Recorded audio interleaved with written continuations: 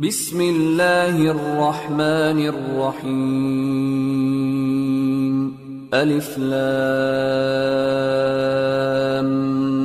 ميم ذلك الكتاب لا ريب فيه هدى للمتقين الذين يؤمنون بالغيب ويقيمون الصلاة ومما رزقناهم ينفقون والذين يؤمنون بما أنزل إليك وما أنزل من قبلك وبالآخرة هم يوقنون أولئك على هدى من ربهم وأولئك هم المفلحون إن الذين كفروا سواء عليهم أأنذرتهم أم لم تنذرهم لا يؤمنون ختم الله على قلوبهم وعلى سمعهم وعلى أبصارهم غشاوة ولهم عذاب عظيم ومن الناس من يقول آمنا بالله وباليوم الآخر وما هم بمؤمنين يخادعون الله والذين آمنوا وما يخدعون إلا أنفسهم وما يشعرون في قلوبهم مرض فزادهم الله مرضا ولهم عذاب أليم بما كانوا يكذبون وإذا قيل لهم لا تفسدوا في الأرض قالوا إنما نحن مصلحون ألا إنهم هم المفسدون ولكن لا يشعرون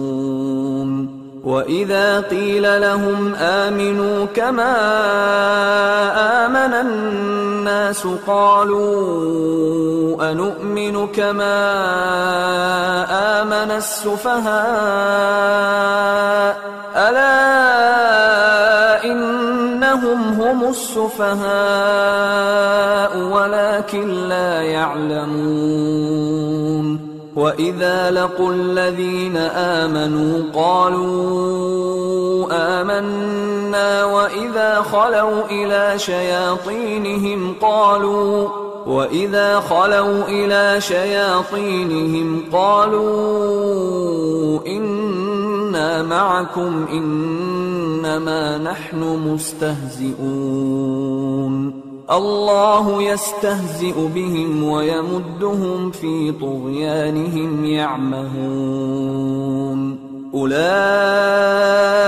الذين اشتروا الضلالة بالهدى فما ربحت تجارتهم وما كانوا مهتدين مثلهم كمثل الذي استوقد نارا